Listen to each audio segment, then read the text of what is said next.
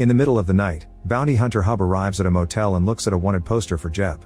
After gearing up, Hub bangs on the door and says he's a bail enforcement bondsman, so Jeb must come out with his hands up.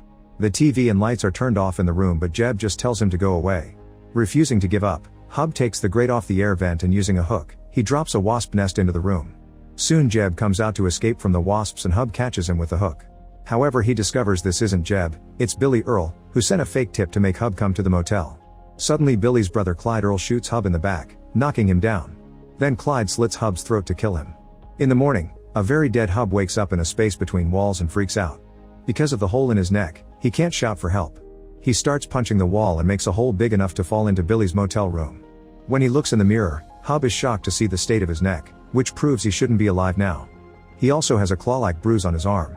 At that moment he hears a voice outside and notices his guns are gone. Tater enters the room and screams when he sees Hub, who punches him and hits him with the door to then tackle him, stealing his gun in the process. When he lights a cigarette, smoke comes out of the hole in his neck. Tater admits he was hired by the Earl brothers to burn the place down for the insurance and they stole Hub's truck. He also swears Hub was dead last night.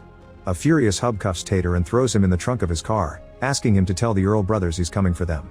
Then Hub takes some tape from the car and puts it around his neck before leaving. After driving for a while, he stops to wait for a train to pass and checks on his wound, noticing that it's slowly closing up. Eventually he reaches his home and rushes to the bathroom to check his scar again, only to see that his neck is completely healed. After washing up he checks on his mother Kitty and is upset to find her hanging out with Pastor Ron, who banned Kitty from his church. He's willing to let her return if Hub promises to stop arresting wanted people during Sunday services, but Hub responds with rudeness and Ron leaves. Hub asks Kitty why Billy is out of prison and she informs him Lucky bailed him out. Realizing Lucky wants him dead, Hub modifies some arrest documents to make it look like Lucky is a wanted man. His answering machine keeps getting calls from a company named Pot O Gold, so he disconnects his phone, only for all his burner cell phones to start getting the same calls instead. Afterward he goes to the local bar.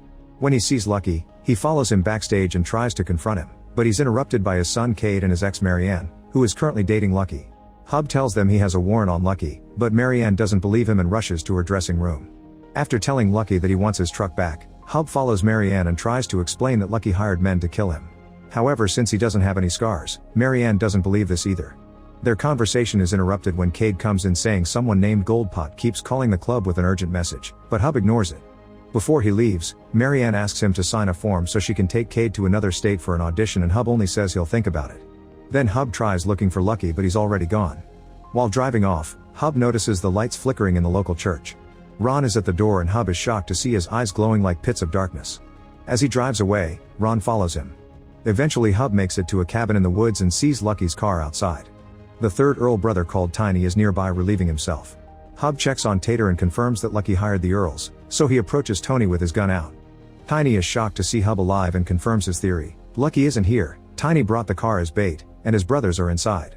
Next Hub takes Tiny into the cabin and kicks him through the door before shooting Billy's fingers off. He tells the brothers to text Lucky and ask him for more money for killing Hub as a way to set a trap. While they wait for Lucky, the lights in the cabin start flickering and Clyde looks out the window to see Ron coming. Hub sends him out, telling him to get rid of the pastor. As the light flickering gets worse, Clyde tells Ron to leave only to end up screaming instead. When Hub peers through a crack in the door, he sees Clyde being thrown across the room and getting stuck on a wall. Clyde's body starts twisting into unnatural shapes while Billy levitates on his chair. Suddenly Billy is thrown at the door, which crushes his skull.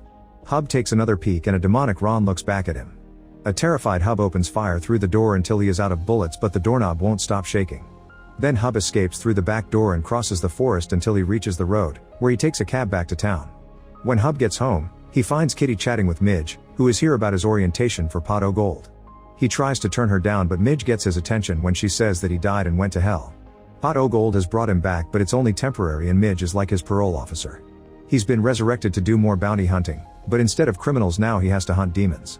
A flashback shows that last night Ron had been perfectly normal and even used holy water to tidy his hair. When the power went out, he checked the fuse box and turned it back on. Suddenly something flickered on a mirror and sparks appeared on the altar candles. Suddenly a poster with his face started burning and a demon's face appeared on a mirror. Ron grabbed a cross and started reciting the Bible while throwing holy water at all his mirrors, causing them to break. The lights continued to flicker and the holy water began to boil, so when Ron reached for more he was electrocuted and his eyes burned. He fell dead with half of his face burned down, but in a few seconds he woke up and his face quickly healed. In the present, Hub turns Midge down thinking it's a scam. Midge takes out a recorder and asks Hub for confirmation of refusal, but he doesn't dare to say it. Kitty wonders why her son would end up in hell, but Midge tells her that's for him to share. Then she explains demons have been escaping from hell and Hub's job is to send them back. Since he was there himself, now he can see them in the real world. Demons kill her hosts before possessing them, so Hub won't be killing any humans. If Hub fails his mission, he'll be sent to hell too. Meanwhile, Lucky makes it to the cabin and finds the bodies of the three brothers. Nearby he finds a car and checks the trunk to find Tater, who tells him Hub is behind everything. At Hub's home, a fax arrives from Pot Ogold with the name of his first demon objective and the coordinates to find him. Searching these coordinates online shows them the local church, so Hub has to tell his mother about Ron. Kitty insists she wants to come, so together they go to investigate the church. They find the building with no power, all the destruction from last night, and Ron's half-face on the ground.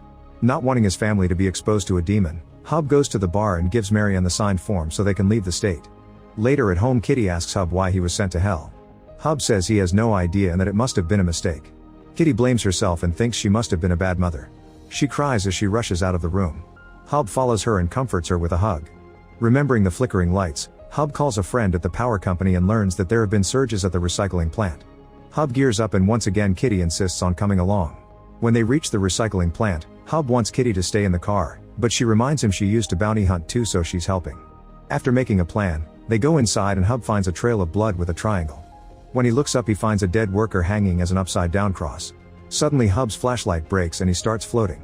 A demonic Ron comes out of the shadows and throws him against the wall while the lights flicker and the truck radio starts on its own. Hub runs to hide, and when Ron tries to follow him, he steps on Kitty's bear trap. Next, Hub shoots him with a tranquilizer and Kitty tries to exorcise him, but neither has any effect. When Hub tries real bullets, they don't do anything either, and Ron responds by throwing objects at him. Ron comes closer, but before he can attack Hub, his body is sent flying by a shot from Kitty's shotgun.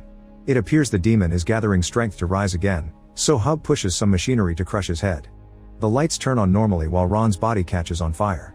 The flames soon begin spreading, so the duo goes away, unaware that Tater has been spying on them all along. The next day, Deirdre is crying as she makes a video describing how a friend has been harassing her. When she finishes the stream, it's revealed it was all a lie as a way to get back at the girl currently dating Deirdre's ex. She hears a noise in her bathroom and discovers the water running in the shower, but nobody in it. Deirdre turns the water off, but when she walks away, the shower turns on again. All the taps in the bathroom start doing the same, and when she tries to turn them off, she sees a demon in the mirror. Suddenly she begins to float and her body is pushed into the tub, where she drowns.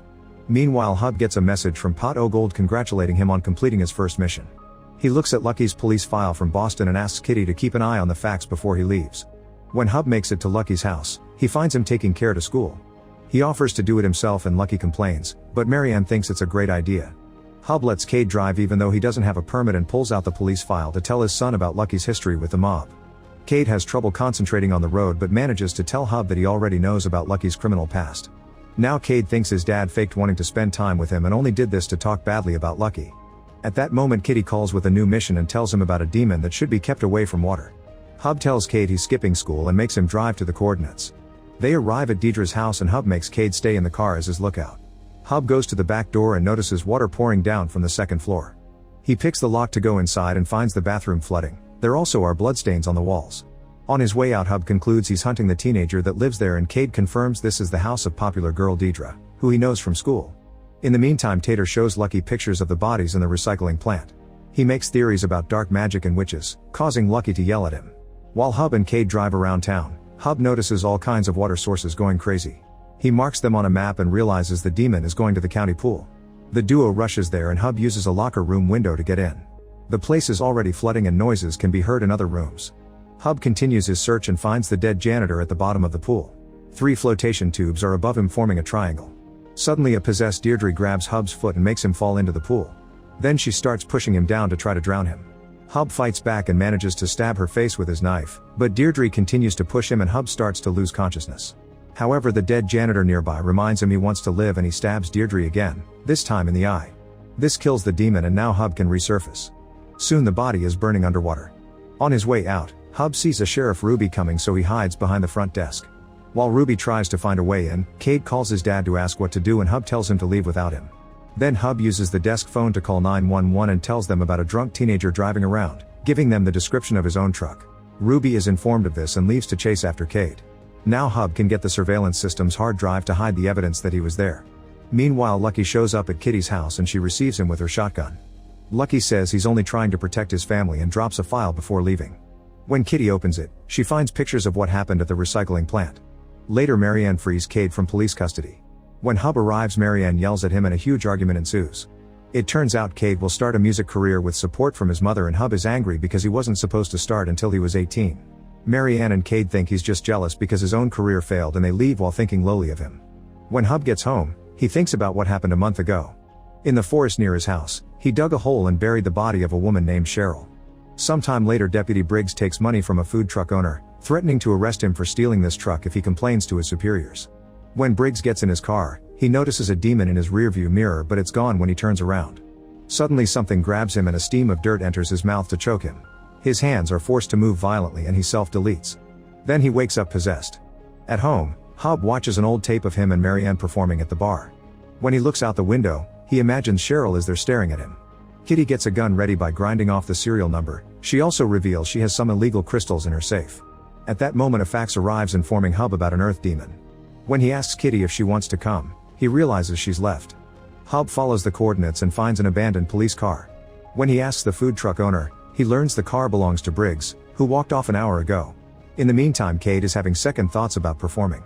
Marianne blames it on Hub and Lucky tries to tell her that her ex isn't a good person, but Marianne doesn't like when her men insult each other. He wants to show her the pictures, but they're interrupted when an employee says Lucky's car is on fire. Everyone in the bar runs out to stop the fire, which was caused by Kitty.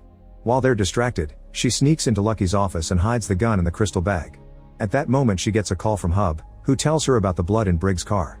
He's already called the police station and they track Briggs' radio, so he'll be going after him. After hanging up, Kitty bumps into Marianne, who knows that putting smoke in a car to simulate fire is a family trick. Kitty asks her to talk to Hub for the details, which Marianne accepts. After Kitty leaves through the back door, Marianne tracks Hub's phone and follows him to a hardware store. She starts yelling at him and tells him about Kitty's trick, but they're interrupted by a weird noise. Hub makes her leave, but on her way out, Marianne notices a trail of dirt that takes her to a big mound. When she looks behind it, she's horrified to discover a body. Hub immediately stops her from screaming while noticing there's a security camera. He tries to bring Marianne out, but in another corridor they find Briggs pouring dirt on the floor. Seeing the uniform, Marianne asks for help and reveals their location. Briggs turns around looking like a demon, but Marianne only sees a normal face. Hub opens fire and Marianne moves away when Briggs starts walking on the walls. The cop tackles Hub and they fight on the floor, so Marianne grabs a pickaxe and stabs Briggs in the back. As soon as the demon turns around, Hub shoots him in the head. While the body starts burning on its own, the duo runs out of the store. Later at home, Marianne washes off the blood while Hub realizes that Briggs had been making a triangle out of dirt. All the triangles so far had sacrifices in the middle, so he calls Midge to pass on this information. Midge freaks out because he secretly got her number and tells him not to call again since that's her family home. Afterward, Hub explains everything to Marianne, who doesn't understand why he went to hell. She also realizes Lucky did kill him and laughs because it means he didn't change like he promised. Hub asks her to leave the state with Cade so they can be safe and says that when everything is over, he'd like to fix all his mistakes. Marianne surprises him with a hug before they're interrupted by a call from Kitty. The duo goes to the bar and watches Lucky getting arrested thanks to Kitty's planted evidence. Marianne talks to him, but he still claims he didn't hire the Earls. Using what Kitty told her, Marianne informs Lucky that if he tries to get Hub's family in trouble with the pictures, then the cops will think Lucky was part of the crime too, because the shotgun that Kitty planted is the one that killed Ron. Later, Marianne and Hub have to tell Cade that they won't bail Lucky out. Hub gives his son his blessing for his career and they hug. After saying goodbye to his family, Hub joins Kitty, who is learning from Ruby that Gribbs died in a store fire. Ruby wants to know why Hub had been looking for Gribbs and he says he just found his abandoned car. After Ruby leaves, Kitty worries about the store's security cameras, but Hub is sure the fire burned them down. At the local lake, a couple is trying to celebrate their engagement when a man shows up in a monster truck to do some fishing. The boyfriend asks him if they can have just an hour alone, but the fisherman refuses to leave and punches him. They start fighting on the ground while two demons appear inside a car and start inflating the truck's tires until they explode. The woman is knocked down and when she looks up, she discovers the truck has fallen on top of the men. She runs to check on the bodies and finds them split in two, yet they open their eyes to look at her. At the bar, Lucky returns from jail and starts drinking after throwing away his 9-month sobriety chip. He tells everyone that Hub tried setting him up and failed, then he tries to buy the bartender's truck. Meanwhile, Hub finds her mother's book on demons and notices a diagram for a ritual. He tears it off and adds it to his research board. Combining it with the locations of the triangles so far proves that the demons are trying to form a pentagram. So far the demons have used spirit, earth, and water, so only fire and air are left. A flashback shows that 9 years ago, Midge was a very successful pastry chef. During a house party, Midge discovered that her son Benji stopped breathing.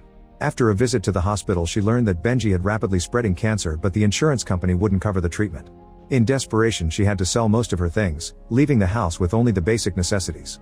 It still wasn't enough, so she started to consider selling a kidney, but while browsing for information she found an ad for Pot O Gold saying they offered full medical benefits.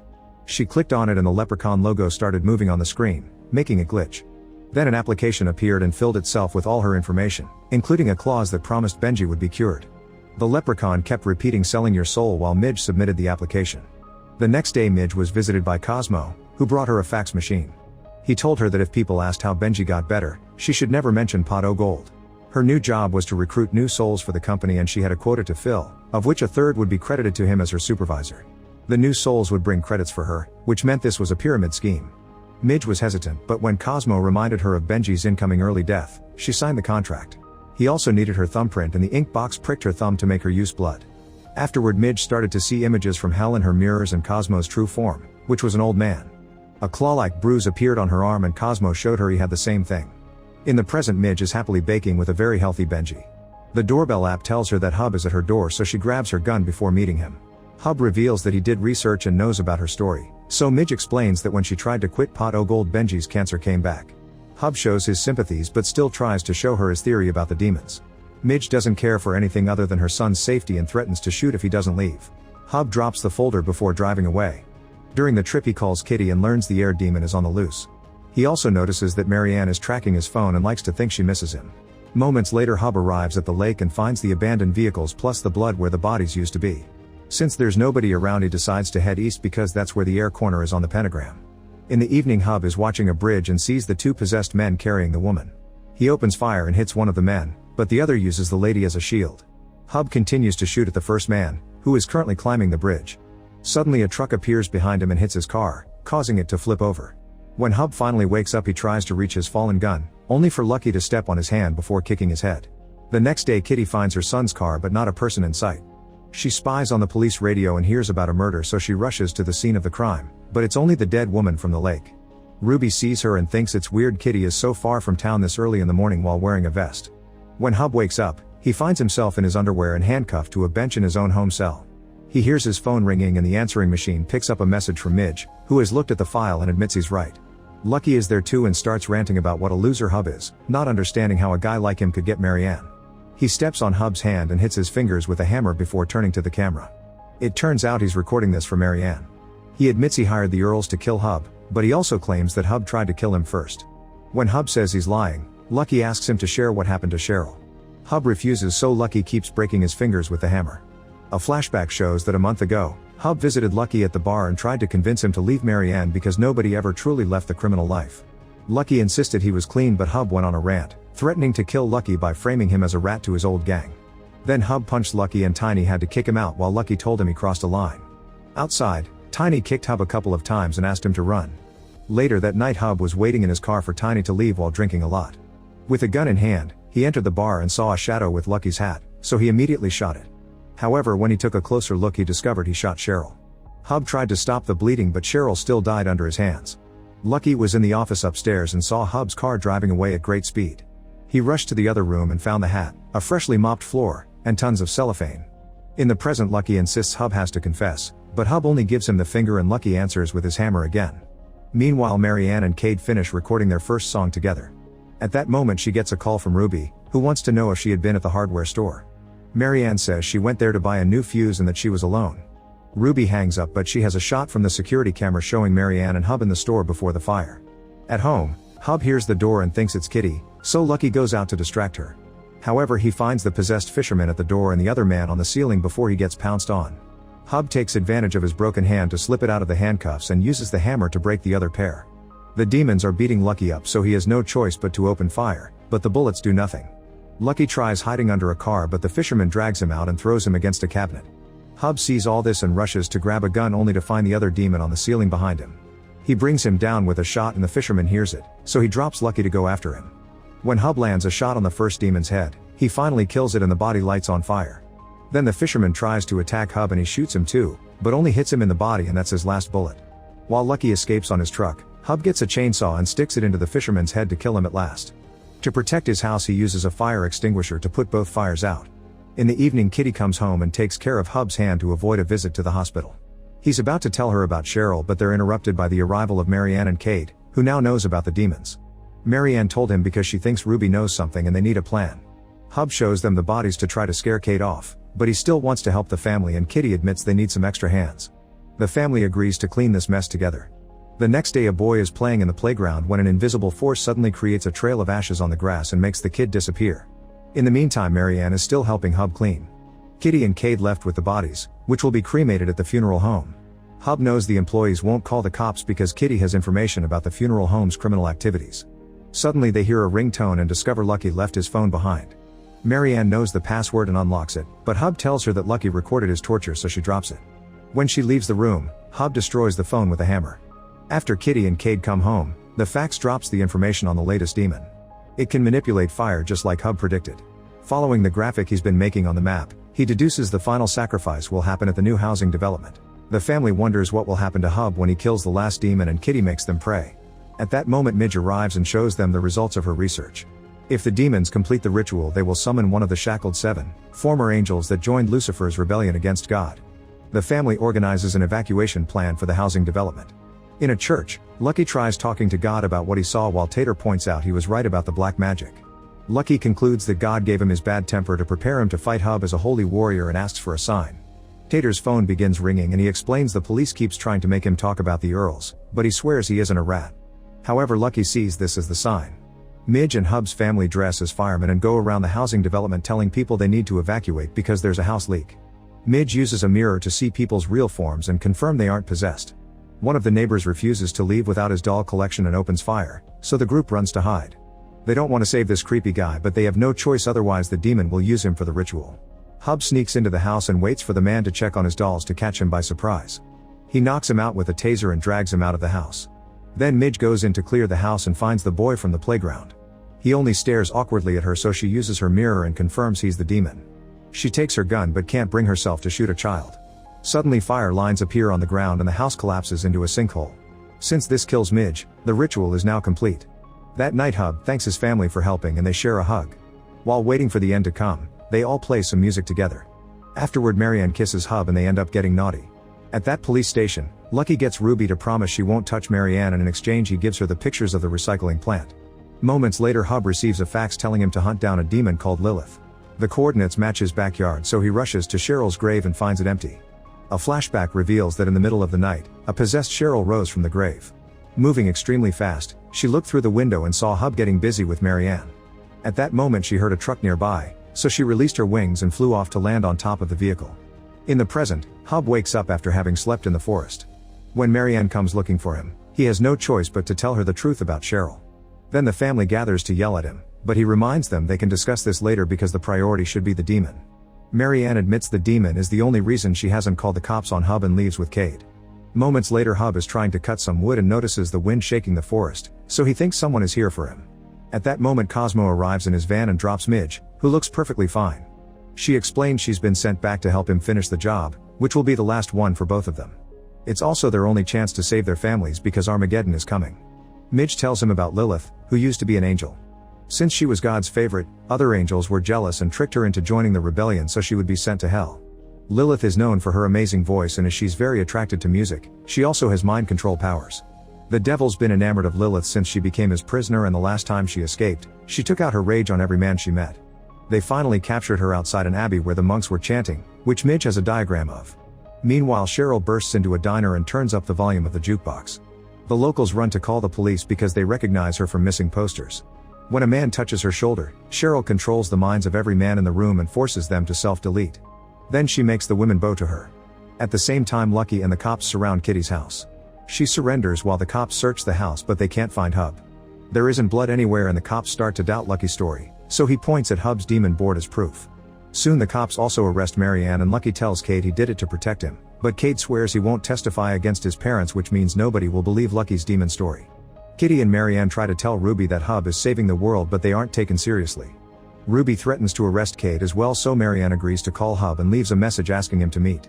In the woods far from town, Hub starts unpacking an amp system because he thinks he can attract Lilith by blasting music. He saw a pentagram on the picture of the Abbey and has concluded he can use one to send Lilith back. They make twig runes and put them inside coffee cans to form the pentagram points, then they join them with wires and cover everything with leaves and dirt. Hub's worried about Lilith's mind control powers, but Midge explains they won't work on people who have been to hell. As soon as Hub starts playing music, Cheryl leaves the diner. The women go back to normal and scream when they see the bodies of the men. Cheryl flies to the woods and lands outside the pentagram. Hub comes out of hiding with his gun, but Cheryl moves behind him and starts throwing him around, smashing his head against the car and a tree. Then she picks Hub up right above the pentagram, so Midge activates the trap. The lines form walls of power and Cheryl panics, so she drops Hub on the car and tries to fly away. However, the trap keeps her in place. Next, Cheryl lands against the car and pretends to be an innocent woman, begging Hub not to kill her again. Hub can tell she's not Cheryl, so Lilith's voice tells him that if he lets her go, she'll let Cheryl live and Hub won't go to hell. As she talks, she heals all of Hub's wounds. He rushes to grab his gun, but when Lilith mentions his family, he decides to take the deal. Lilith transfers herself into a crow and Hub's bruises disappear from his arm. Then he breaks the seal and the crow flies away. Midge insults him, but Hub promises he'll find a way to fix it later. Cheryl returns to normal and doesn't understand what happened. That evening, Hub takes Cheryl to the bar so she can reunite with her friends. Hub gives Lucky the finger before telling his family that he's free from hell, but Ruby interrupts him to arrest him. A devastated Marianne rushes to her dressing room to cry in private and notices the crow perching on her hanger. When Lucky comes to check on her, he finds the room destroyed and Marianne singing in front of the mirror. He tries to approach her, but Marianne is possessed and pushes him away. With her power, she forces Lucky to self-delete. In the main room, Hub watches the crow fly away. At that moment, Marianne walks on the stage and starts singing to control the crowd. All the women cross their arms and the men get their hands ready to self-delete except for Hub. Lilith reveals herself to Hub and tells him he has no choice but to serve her if he wants to keep Marianne safe. Make sure to subscribe and turn on notifications so you can watch more videos like this. Thanks for watching.